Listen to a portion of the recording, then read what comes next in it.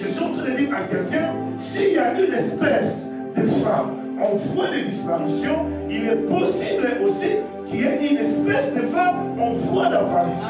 Parce que lorsqu'on parle de la disparition, on voyait une apparition.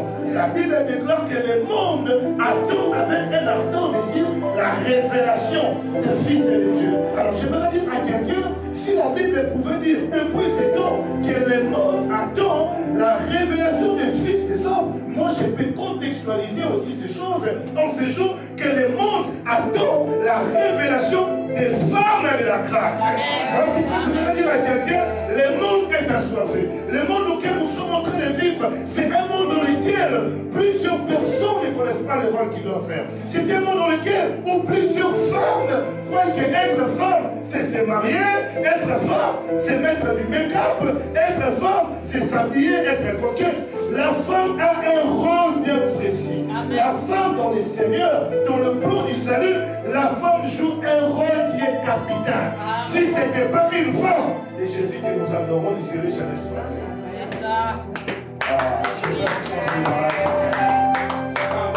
Voilà pourquoi l'Éternel m'a dit, béni, en ce mois de la femme, il y a une espèce, c'est Dieu qui parle.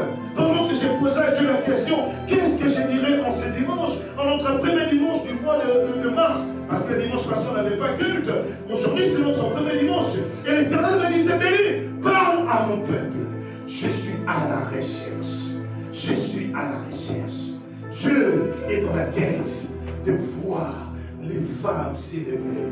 Les femmes, pas comme toutes autres femmes, ce ne sont pas les femmes qui courent derrière les hommes. Ce ne sont pas les femmes qui se plaignent. Ce ne sont pas des femmes qui sont des téléspectatrices. Mais ce sont des femmes qui sont des actrices. Amen. Ce sont des femmes par lesquelles de grandes choses passeront. Il y a plusieurs femmes aujourd'hui, lorsque je leur demande, qu'est-ce que tu veux? Quelle est ta vision? Tu entendras cette femme dire, j'aimerais finir mes études, j'aimerais me marier, j'aimerais faire ça. Mais quel est le plan de Dieu dans tout ce que tu dis? Les femmes de grâce ne sont pas des femmes qui travaillent pour satisfaire leur foyer d'abord. Ce ne sont pas des femmes d'abord qui ont pour mission de nourrir le foyer. Parce que nous connaissons très bien que la femme est la mission que Dieu a donnée à l'homme. La femme est la personne qui complète l'homme. Sans la femme, l'homme ne sera pas complet. Voilà pourquoi la Bible est en train de déclarer qu'il n'est pas bon que l'homme soit seul. Alors le rôle de la femme dans le plan du mariage, c'est pour compléter l'homme. Mais le rôle de la femme aussi, dans le plan du salut, c'est pour sauver l'homme. Amen. Amen. Voilà pourquoi le salut n'est pas passé par un homme. C'est pas ça que Jérémie. Il y avait les patriarches. Abraham n'a jamais porté Jésus, n'a jamais accouché Jésus. Il est passé par une femme. Nous sommes face aux femmes qui mettent du make-up. Au jour d'aujourd'hui, nous avons des femmes de plus en plus qui sont belles, mais qui ne sont pas bonnes. La grâce n'a pas pour objectif de te donner la beauté, mais la grâce a pour objectif de te valider dans la mission de Dieu. La femme, non, l'espèce disparaît. Ce ne sont pas des belles femmes. Au jour d'aujourd'hui, avec la chirurgie, avec le make-up, il y a des personnes, quand ils enlèvent toutes ces choses-là, tu regardes, tu dis, Seigneur, quelqu'un va dire Jesus. S'il y a des visages, quand tu les vois sous le make-up, eh non, j'enlève le make-up, une autre personne, même les bébés dans cette maison. Il dit, non, je vais la tantine hier, mais la tantine hier, c'est ça qu'elle a. Nous ne sommes pas contre les make-up. Nous ne sommes pas contre les promis. Nous ne sommes pas contre, mon Dieu, quelqu'un va me suivre après. Nous ne sommes pas contre toutes ces choses, mais ce que nous voulons, c'est d'abord la grâce. C'est d'abord la grâce. Marie a trouvé grâce.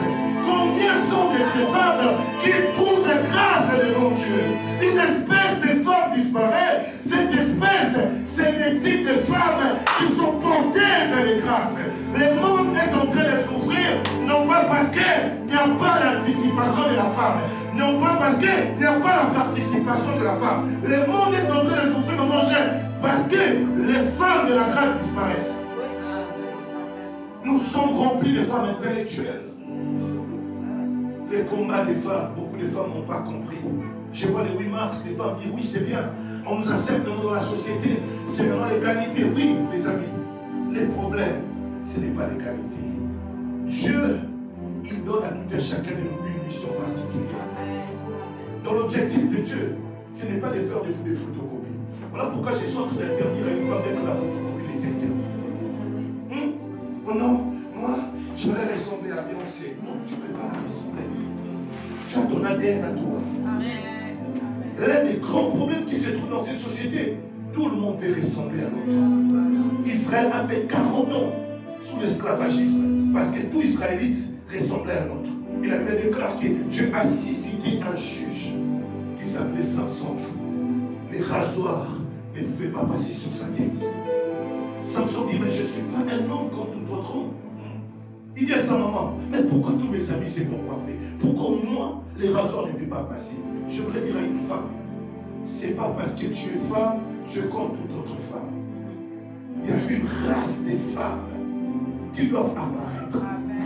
Ces femmes que Dieu a mis à part. Ces femmes qui sont des sexes féminins, mais qui sont des destinées plus que leur sexe. Amen. Amen. Amen. Parce que les femmes de grâce, ce sont les femmes qui se distinguent. Marie était dans la chambre haute. Alors que dans la culture juive, quand les hommes entraient dans un endroit pour prier, les femmes, on les mettait de côté les enfants. Comment cette femme a eu accès? J'aimerais parler à une femme ce soir. L'Éternel a besoin que tu te distingues par sa grâce. L'Éternel a besoin de toi. Pour quel rôle? C'est pour que tu manifestes sa grâce. Plusieurs hommes, dans Proverbe 14, le premier verset, la Bible dit quoi? La femme sage bâtit sa maison, il est censé détruire. La race des femmes qui sont en voie de disparition, premièrement, c'est des femmes dont la grâce est en elles. Plusieurs femmes aujourd'hui regardent leurs compétences à la place de regarder la grâce. Je vois des femmes remplies de grâce, en train de parler comme tout le monde, en train de se plaindre comme tout le monde, en train de se comparer à tout le monde. Un tel est marié, moi je ne suis pas marié jusqu'à présent. Un tel est en couple, moi je ne suis pas en couple, et même pas un docteur. J'aimerais dire à quelqu'un, la grâce est plus que la position. Amen. Amen. Amen. Quelqu'un comprend quelque chose? Amen. Le combat des femmes dans la société n'était pas de découvrir, d'avoir une position, mais c'était de découvrir la grâce qu'ils sont. Parce que la position, elle est temporaire, mais la grâce, elle est éternelle. Voilà pourquoi il est possible qu'on dise c'était la première femme, elle n'est plus. Mais il est impossible qu'on dise que c'était l'enfant de Dieu, il n'est plus. Parce que quand Jésus-Christ te donne la vie, c'est jusqu'à l'éternité. Voilà pourquoi j'aimerais parler à une femme. Ton combat n'est pas un combat de position. Ton combat n'est pas un combat d'affichage. Mais ton combat est assis à découvrir la grâce qui est en toi. Parce que si tu connais la grâce qui est en toi, tu comprendras l'impact de la vision de Dieu. Une race de femmes en voie de disparition. Une race de femmes en voie de disparition. Les femmes qui soupirent après Dieu. Les femmes qui soupirent après Dieu. À l'histoire d'Esther, une femme de la même nature que vous. Elle est allée pour le salut de son peuple consulter l'Éternel pendant 3 jours. Combien de femmes nous avons ici dans la maison de la grâce ici qui ont déjà gêné pour l'Église? Combien de femmes sacrifient leur nuit en disant je ne mangerai pas, je ne boirai pas, jusqu'à ce que je verrai la gloire de Dieu dans cette vie. Il y a une race de femmes qui disparaissent, les femmes qui ne sont pas prêtes à payer les prix. Les femmes qui payent les prix disparaissent. Aujourd'hui, nous sommes face aux femmes qui aiment tant l'homme sans payer les prix pour cet homme. Les femmes de grâce ne sont pas les femmes qui utilisent les mêmes méthodes que les femmes insensées. Parce qu'en réalité, la grâce est synonyme de la sagesse. Il est impossible de porter la grâce sans être sage. Parce que La sagesse dans le monde s'acquérit par les expériences. Mais la sagesse dans le Seigneur s'acquérit par la révélation. Voilà pourquoi la Bible déclare les plus petits dans le royaume est plus grand que Jean-Baptiste. Parce qu'une femme qui a réussi la grâce, c'est une femme qui est sage. La Bible dit que la femme sage bâtit sa maison. La femme est censée détruire sa maison. Alors, beaucoup de femmes, aujourd'hui dans les Seigneurs, dans l'église, elles ne savent pas faire la différence entre la femme insensée et la femme sage. Parce que vous allez remarquer une chose. La sagesse ne se définit pas seulement par rapport au problème, mais la sagesse aussi peut se définir par rapport à la vision. Amen. Une grande femme, on ne la reconnaît pas avec des gros bouteilles, des gros talons. Une grande femme, ce n'est pas celle qui prêche. Une grande femme, c'est celle qui sait où elle va. Amen. Oh, oui. Vous êtes libre de lever les amens. Hein? Oui. Vous êtes libre de lever les amens. Hein? Parce que dans les plans de Dieu, l'objectif de Dieu est que la femme puisse se démarquer. Dieu n'a jamais créé la femme comme une télé. Voilà. Dieu a créé la femme pour être participante à ses projets. Amen. Voilà pourquoi vous avez vu toute une nation a été sauvée par une femme. Esther. Sa nation est esclave. Esther est allée prier et gêner. Nous parlons de moi de la femme. C'est bien. Le monde a reconnu la femme. Est-ce que dans les trônes de la grâce, Dieu a reconnu certaines femmes? C'est ça la bonne question. Si Esther a payé le prix pour que Israël soit sauvé, dans cette génération ici, le monde attend les célibataires ici, les frères célibataires. Ne soyez pas pressés de marier une femme parce qu'elle est belle, parce qu'elle prie. Ça ne suffit pas. Oui. Parce qu'il y a des femmes qui prient pour s'habiller. Il y a des femmes qui prient pour se marier. Mais combien sont de ceux qui prient pour les amis? Parce que l'objectif de ce message, c'est pour ressusciter la soif de payer les prix. Une femme qui n'est pas prête à payer les prix, elle n'est pas mariable. Je suis désolé. Oui. Oui. La femme mariable n'est pas la femme qui prie. Parce que les conditions de la prière, c'est pour la dimension des religions. Comme ça, j'entends les gens dire, moi, ça va si elle est chrétienne, ça passe. Chrétienne ne suffit pas. Chrétienne, c'est les standards. Oui. Oui. Normalement, pour les hommes ordinaires, chrétienne, ça suffit. Elle est chrétienne, c'est bon. Elle chrétien, c'est bon. Non, les amis, c'est pas bon. C'est pas suffisant. Si tu sais que tu es un homme, tu as plein paquet, rassure-toi, même pas seulement la femme, même les choix de tes collaborateurs, tu dois avoir des gens autour de toi qui sont pas payés les prix. Le monde ne change pas parce que les gens prient. Le monde change quand les gens payent les prix. Il y a une race de femmes qui disparaît. La race des femmes qui payent les prix. Je suis en train de prier Dieu, je dis Seigneur, oui, j'ai besoin des gens. J'ai besoin des gens qui me soutiennent. Père, pas seulement des gens qui prient. Parce que j'ai vu des gens qui prient soutenir des hommes et des hommes tombés. Mais je n'ai jamais vu des gens qui paient les prix et voir des hommes tombés. Parce que dans le domaine spirituel, lorsque la prière monte, rencontre les sacrifices, le miracle est défini. Mais si la prière prie, il n'y a pas des actions qui se font suivre. Le rachètement et l'exaucement. Plusieurs fois, il n'y a pas d'exaucement dans les prières parce que plusieurs femmes prient, mais elles ne payent pas les prix dans la prière. Esther a dit non, pour la cause de mon peuple, je ne prierai pas seulement, mais je gênerai. Cette femme a appelé un nouveau système de jeu qu'on commence à appeler la chaîne d'Esther. Lorsque quelqu'un dit, je suis en chaîne d'Esther, cela veut dire, je gêne 3 jours. Dieu a besoin dans cette saison ici de femmes qui peuvent inventer des choses dans le royaume. On n'a pas dit les chaînes d'Isaac, on n'a pas dit les chaînes de Daniel, on parle des chaînes d'Esther. Pourquoi pas qu'on dise aussi les chaînes de Philomena? Pourquoi on ne dit pas les chaînes de Sylvia? Pourquoi on ne dit pas les chaînes d'Alicia? Je suis en train de parler aux femmes. Dieu vous appelle à influencer le royaume. Dieu vous appelle à changer les choses. Dieu vous appelle à apporter la rénovation. Je suis contre ce système théologique qui dit que la place de la femme est à la cuisine. Une femme ne peut pas prêcher. J'aimerais dire à quelqu'un, c'est faux. Une femme peut apporter de nouvelles choses. Amen. On n'avait pas encore eu temps, on n'avait pas encore entendu parler des gens des 3 jours. C'est une race d'une femme qui s'est levée pour dire trop c'est trop. Les choses doivent changer. Esther était une femme de la même nature que vous, les mamans, vous êtes ici.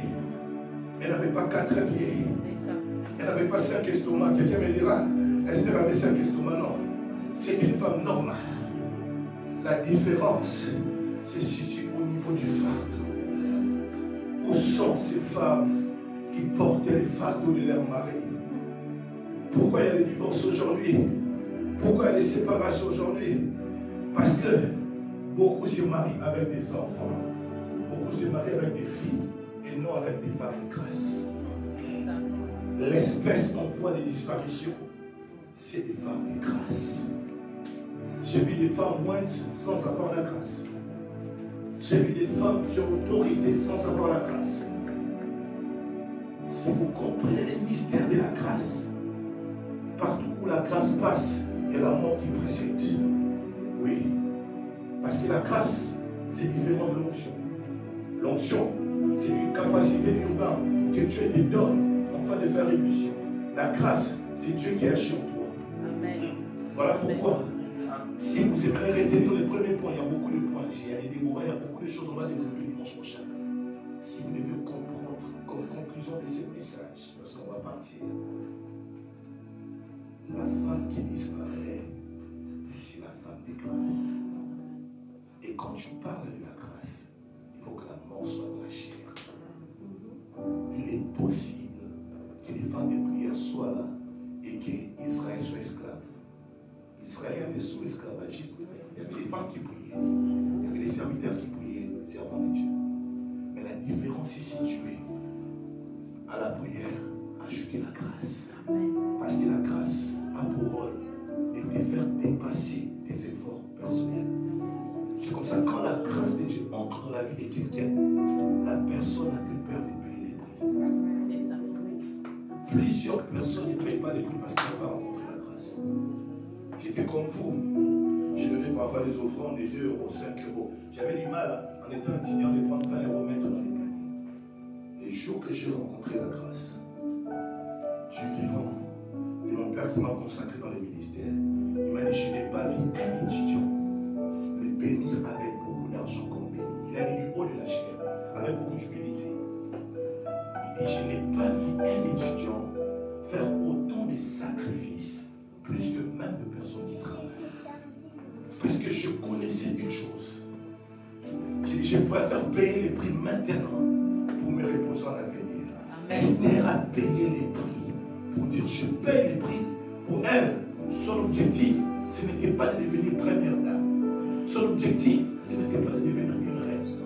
L'objectif d'Esther, c'était le salut de son peuple. J'aimerais dire à une femme de grâce, la grâce a pour mission de sauver.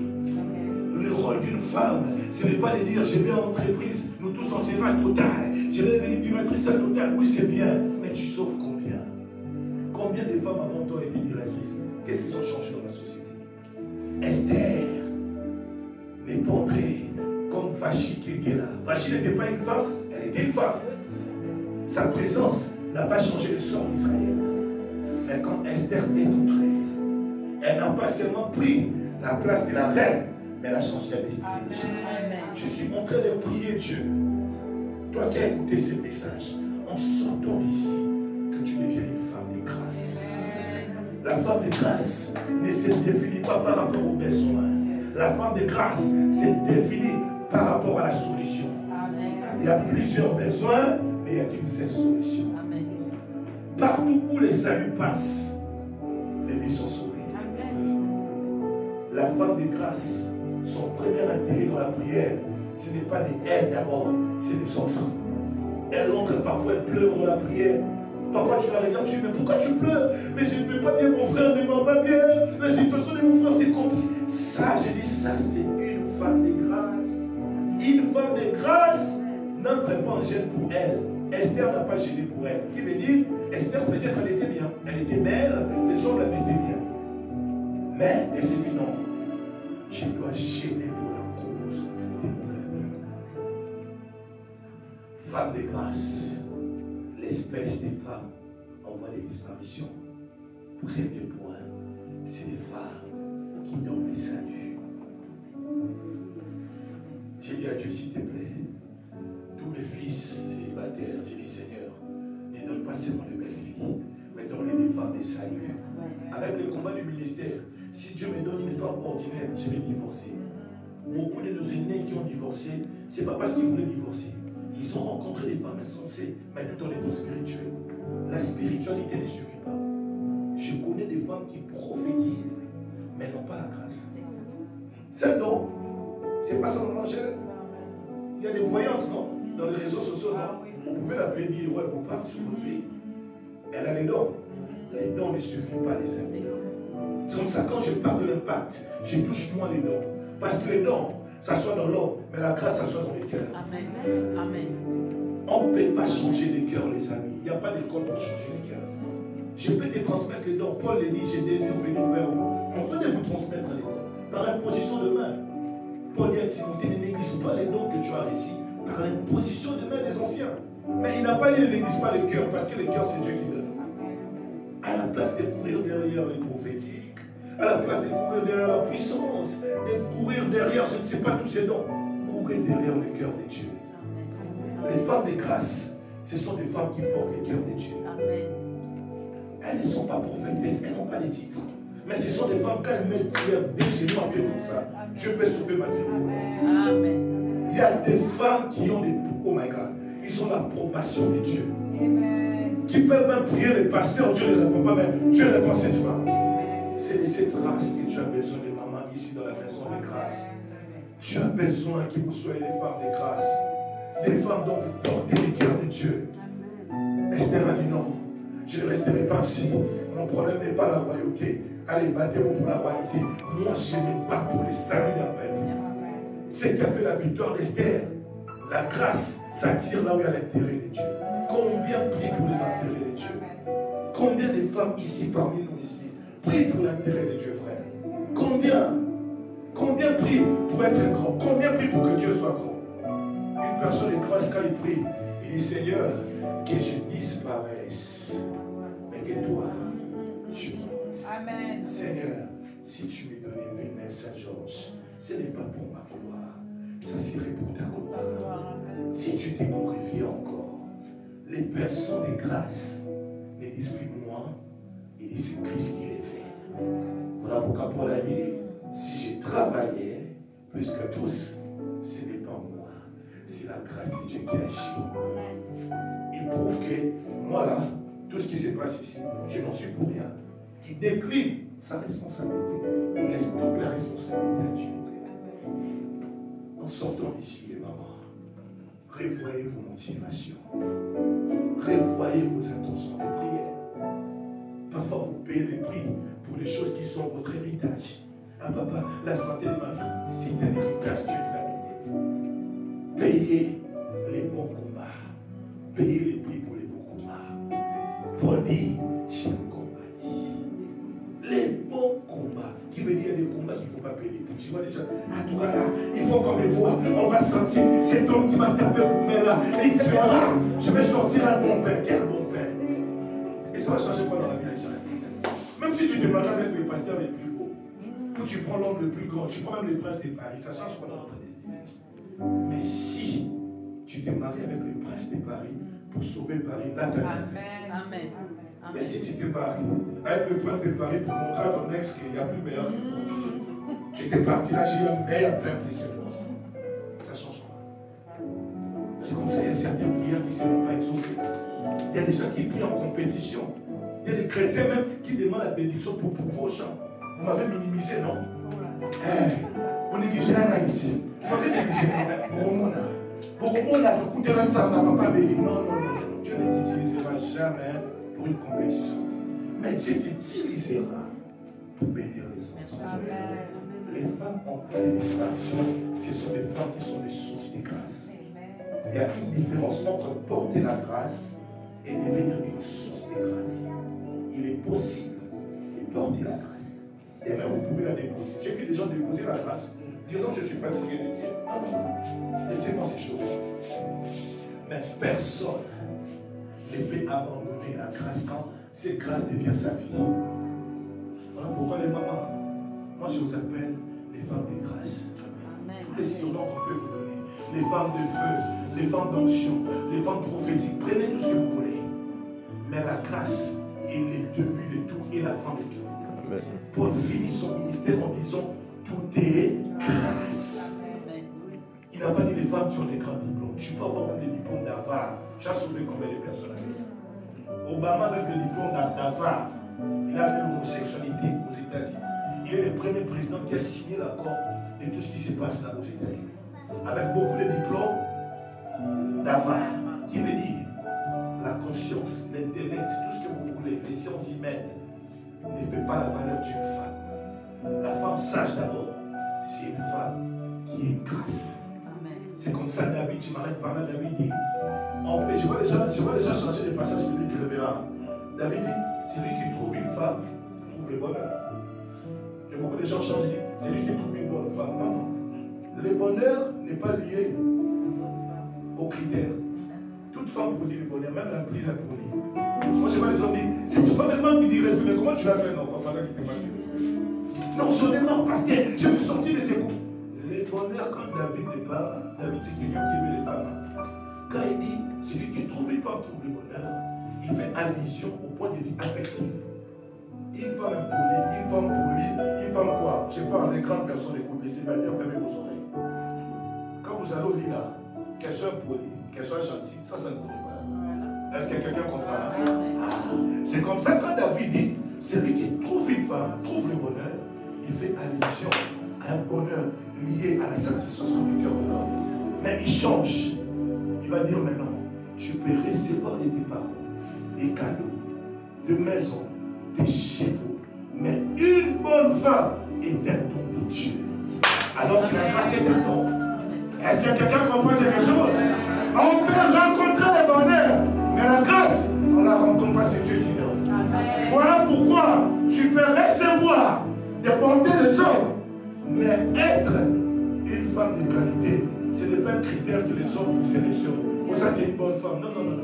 La bonté est un don de Dieu. C'est comme ça, si tu trouves, maman, tu trouves les gens disent que tu es une bonne femme, comprends que tu es une femme de grâce. Parce que la grâce, c'est le don que Dieu a donné au monde.